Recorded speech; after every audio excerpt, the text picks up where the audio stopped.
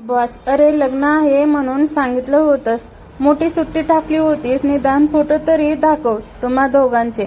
बंड्या sir, तुळशीचं लग्न होतं. विवाहित स्त्रीसाठी आनंदाचे हेच 3 शब्द, उद्या डबा नको.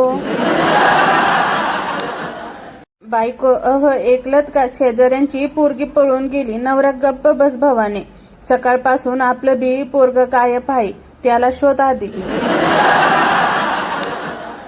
मुलगा, मला तुझ्याशी लग्न करायचंय.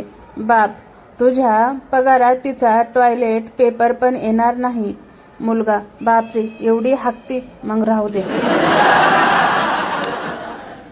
एक बाई कपडे धुताना दुसरीला, तू वापरते तो साबण मी वापरते, मग तुझ्या नवऱ्याचे कपडे एवढे स्वच्छ कसे? दुसरी, अगं मी कपडे धुताना त्यात माझा नवरा आहे समजून धोपटते म्हणून. मुलगा वडिलांना, बाबा तुम्ही एक टिकल्याची पिस्तूल घ्या ना. बाबा, नको रे, माझ्याकडे एक टिकली लावलेली मशीन गनच आहे.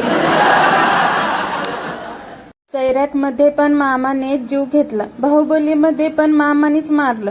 लहान पोटे विचार करून राहिले, दिवाळीच्या सुट्टीत मामाच्या घरी जायचं की नाही.